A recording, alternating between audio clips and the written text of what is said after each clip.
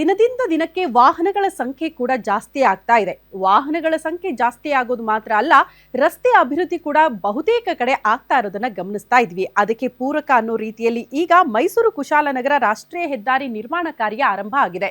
2027ಕ್ಕೆ ಉದ್ಘಾಟನೆ ಆಗ್ತಾ ಇರುವಂತ ಈ ಹೆದ್ದಾರಿಯ ವಿಶೇಷತೆ ಏನು ಅಂತೀರಾ? ಆ ಕುರಿತ ಒಂದು ರಿಪೋರ್ಟ್ ಇದೆ, ಬನ್ನಿ ನೋಡ್ಕೊಂಡು ಬರೋಣ.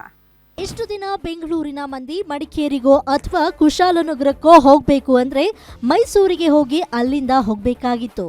ಇದಕ್ಕೆ ಅರ್ಧ ದಿನವೇ ಕಳೆದೋಗ್ತಾ ಇತ್ತು. ಇದಕ್ಕೆ ಬ್ರೇಕ್ ಹಾಕಲು ರಾಷ್ಟ್ರೀಯ ಹೆದ್ದಾರಿ ಪ್ರಾಧಿಕಾರ ಮುಂದಾಗಿದೆ. ಇದೀಗ 7 ಗಂಟೆ ಬದಲು ಜಸ್ಟ್ 4 ಗಂಟೆಯಲ್ಲೇ ಬೆಂಗಳೂರಿನಿಂದ ಕುಶಾಲನಗರಕ್ಕೆ ರೀಚ್ ಆಗುವ ಯೋಜನೆಯನ್ನ ಸಿದ್ಧಪಡಿಸ್ತಾ ಇದೆ. ಇದಕ್ಕಾಗಿ 4130 ಕೋಟಿ ವೆಚ್ಚದಲ್ಲಿ 92 ಕಿಲೋಮೀಟರ್ ಉದ್ದದ 4 ಪಥದ ರಸ್ತೆ ನಿರ್ಮಾಣಕ್ಕೆ ಮುಂದಾಗಿದೆ.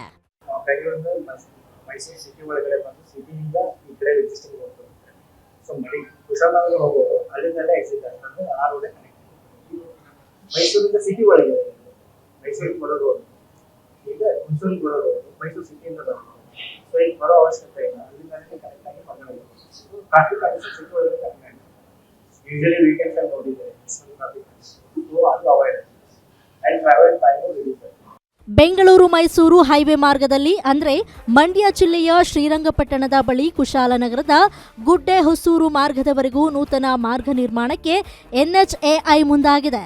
ರಾಷ್ಟ್ರೀಯ ಹೆದ್ದಾರಿ 275ರ ಕಾಮಗಾರಿ ಈಗಾಗಲೇ ಆರಂಭವಾಗಿದ್ದು 4 ಪ್ಯಾಕೇಜ್ಗಳಲ್ಲಿ ತ್ವರಿತಗತಿಯಲ್ಲಿ ಪೂರ್ಣಗೊಳಿಸೋಕೆ ಹೊರಟಿದೆ. ಈ ಯೋಜನೆಯ ಇನ್ನೊಂದು ವಿಶೇಷವೆಂದರೆ 92 ಕಿಲೋಮೀಟರ್ ಪೈಕಿ ಸುಮಾರು 84 ಕಿಲೋಮೀಟರ್ ಉದ್ದದ ಮಾರ್ಗ ಗ್ರೀನ್ ಫೀಲ್ಡ್ ರಸ್ತೆಯಾಗಿ ನಿರ್ಮಾಣವಾಗ್ತಾ ಇದೆ. ಇನ್ನು ರಂಗನತಿಟ್ಟು ಪಕ್ಷಿಧಾಮದ ಹಕ್ಕಿಗಳ ರಕ್ಷಣೆಗೆ 650 ಮೀಟರ್ ಉದ್ದದ ಶಬ್ದ ತಡೆಗೋಡೆ ನಿರ್ಮಿಸಲು ಯೋಜನೆ ರೂಪಿಸಲಾಗಿದೆ. ಬೆಂಗಳೂರು ಮೈಸೂರು ಎಕ್ಸ್ಪ್ರೆಸ್ ಹೈವೇ ಮಾದರಿಯಲ್ಲೇ ರಸ್ತೆ ನಿರ್ಮಾಣವಾಗಲಿದ್ದು ನೈಸ್ ರಸ್ತೆ ರೀತಿ ಟೋಲ್ ಸಂಗ್ರಹಕ್ಕೆ ಗುರಿ ಇಟ್ಟುಕೊಳ್ಳಲಾಗಿದೆ. ಸರ್ ಓನ್ಲಿ ಎಂಟ್ರಿ ಎಕ್ಸಿಟ್ಸ್ ಯಾವ ತರ ಇದೆ ಅಂದ್ರೆ ಕ್ಲೋಸ್ ಟೋಲ್. ನೀವು ಎಲ್ಲಿ ಹೈವೇಗೆ ಬಂದು ಜಾಯಿನ್ ಆಗ್ತೀರಾ ಅಲ್ಲಿಂದ ನೀವು ಎಷ್ಟು ಟ್ರಾವೆಲ್ ಮಾಡ್ತೀರಿ ಆ ಬೇಸ್ ಮೇಲೆ ರಿಡಕ್ಷನ್. ಟೋಟಲ್ 8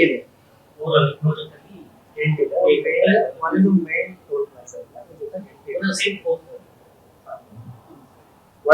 ಒಂದು ಎಕ್ಸಿಟ್ ಹತ್ರ ಸರ್. ಈಗ ಒಂದು ಲೊಕೇಶನ್ ಅಲ್ಲಿ ಎಂಟ್ರಿ ಇರುತ್ತೆ, ಅದೇ ಲೊಕೇಶನ್ ಎಕ್ಸಿಟ್ ಇರುತ್ತೆ. ಆ ಕೌಂಟ್ ಒಂದು ಆ ಥರ ಒಂದು.